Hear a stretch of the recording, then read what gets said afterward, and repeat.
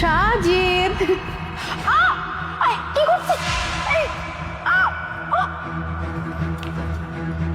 যাক ভাইয়া, আমার কাজ একদম শেষ। এখন তুমি তাহলে আমার পাওনাটা বুঝিয়ে দাও, আমার টাকা আর ফ্ল্যাট। হ্যাঁ, তোকে যখন আমি বলেছি তোর টাকা তোকে দিব, তখন টাকা আমি দিবই। কিন্তু তুই তো এইমাত্র তোর ভাবিকে মেরে ফেললি, লাশটা তো গুম করতে হবে। লাশটাকে গুম কর, তারপরে টাকা দিচ্ছি। কি?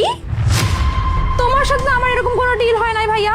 তুমি শুধু আমাকে বলছো ভাবিকে শেষ করতে হবে, আমি সেটাই করছি। এখন তুমি বলতেছো কিনা ভাবিকে গুমও করতে হবে? সরি ভাইয়া, আমি এরকম কিছু করতে পারবো না। তুমি আমাকে আমার টাকা বুঝিয়ে দাও।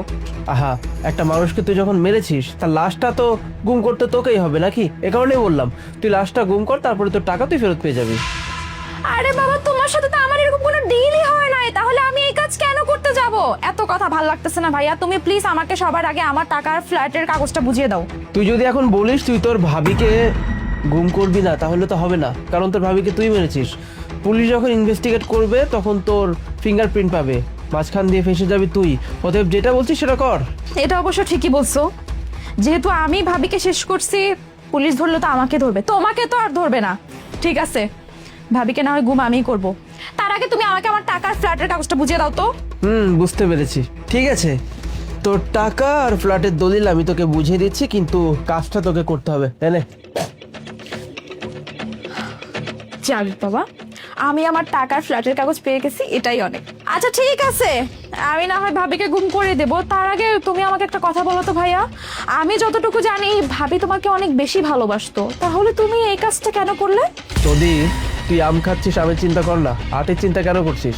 আরে বাবা, এরকম করতেছো কেন? আমি তো তোমার নিজের বোন, তাই না? আর তাছাড়া আমি তোমার এত সিক্রেট একটা কাজ করে দিলাম, তুমি আমার সাথে এই সিক্রেট বিষয়টা শেয়ার করতেই পারো। আর তাছাড়া ভাবি তো এখন আর নাই, তো তুমি আমাকে বলতে পারো কেন এমনটা করলে। তুই দেখছি নাছরবান্দি, কথা না শুনে তুই শান্ত হবি না। ঠিক আছে, তুই যখন এত করে বলছিস তোকে তখন বলা যায়। তাছাড়া তোর ভাবি তো এখন পৃথিবীতে নেই।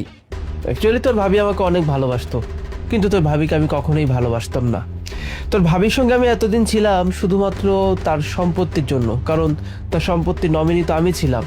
সে যতদিন পৃথিবীতে বেঁচে থাকবে ততদিন আমি তার সম্পত্তি ভোগ করতে পারবো না। একমাত্র সে মারা যাওয়ার পরই আমি তার সম্পত্তি ভোগ করতে পারতাম। আর সব থেকে বড় ব্যাপার হচ্ছে, তোর ভাবির সাথে সংসার করাকালীন আমার একটা মেয়ের সঙ্গে পরিচয় হয় ফেসবুকে।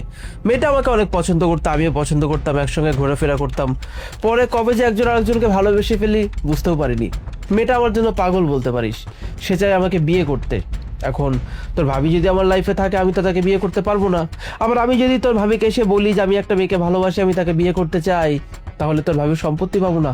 সেক্ষেত্রে আমার হাতে কোনো অল্টারনেট অপশন ছিল না, একটাই অপশন ছিল, সেটা হচ্ছে তোর ভাবিকে দুনিয়া থেকে সরিয়ে দেওয়া। তাই ছলে বলে কৌশলে তোকে আমি একটা লোভ দেখালাম, টাকা আর সম্পত্তির। তুই লোভে পড়ে গেলি, ব্যাস তোর ভাবিকে মারতে রাজি হয়ে গেলি, আর তোর হাত ধরে আমি তোর ভাবিকে শেষ করে দিলাম। আমার পথের কাটা খতম, আর কিছুই বাকি নেই এখন আমার। যাই হোক, সবই তো শুনলি, এখন আর বেশি কথা বাড়াস না, ওর বডি নিয়ে এখান থেকে যা। হ্যাঁ বুঝলাম ভাইয়া। যাই হোক, আমার না ভাবির জন্য খারাপই লাগতেছে। ভাবি তোমাকে কত ভালোবাসতো, তুমি কাজটা একদম ঠিক করো নাই।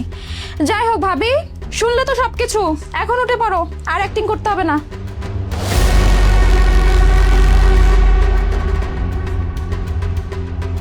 কি ব্যাপার মুনা, তুমি বেঁচে আছো এখনো? আনফরচুনেটলি আমি বেঁচে আছি, যেটা কিনা তোমার জন্য খুবই একটা স্যাড নিউজ, তাই না? কারণ তুমি তো এতক্ষণেই ভেবেছিলে ব্যাস আমার জীবনের সব কাটাই শেষ, এখন এখন তো আমি পুরোটাই ফ্রি। কিন্তু এখন তো হিতে বিপরীত হয়ে গেল, তাই না? মানে এতদিন শুধু তুমি আমার থেকে বাঁচার জন্য, আমার কাছ থেকে সম্পত্তি নেওয়ার জন্য আমাকে মারার প্ল্যান করছিলা, বাট আজকে আজকে তো গেম পুরোটাই উল্টে গেল, তাই না সাজিদ? হ্যাঁ, সম্পত্তির জন্য তুমি আমাকে ভালোবাসছো, সম্পত্তির জন্য তুমি আমাকে বিয়ে করছো, সম্পত্তির জন্য তুমি আমার সাথে থাকতেছিলে, বাট তুমি রিলেশন করতে অন্য মেয়ের সাথে। তোমার বোন রক্ত সেম হওয়ার পরেও না তোমার মতো গাদ্দার না। হ্যাঁ, নদী আমাকে অনেক আগেই বলছে, বাট আমি তোমাকে এতটাই অন্ধবিশ্বাস করতাম, আমি তোমার বোনের কথা বিশ্বাস করি নাই। আমি ওকে বারবার বলছি সাজিদ এমন কোনো কাজ করতেই পারে না, কিন্তু নদী আমাকে বলছে ভাবি তুমি একটাবার আমার কথা শোনো, যদি আমি মিথ্যা হই তুমি আমাকে যে শাস্তি দিবে আমি তাই মেনে নিব। আর নদীর কথাই আজকে এই প্ল্যানটা ছিল। আমি ভেবেছিলাম হয়তো নদী হেরে যাবে, কিন্তু আমি আজকে নিজের চোখে বা নিজের কানে যা কিছু দেখলাম শুনলাম, বিশ্বাস করো আমি জাস্ট ভাবতে পারতেছি না। এনিওয়ে, তোমার সাথে আমি আর কোনো কথা বাড়াবো না, কেন জানো? কারণ তোমার সাথে কথা বলার মতো রুচি আমার নাই। বাট একটা মানুষকে মারার প্ল্যান করার জন্য কি পরিমাণ তার শাস্তি হতে পারে এটা তুমি খুব ভালো করেই বুঝে যাবে।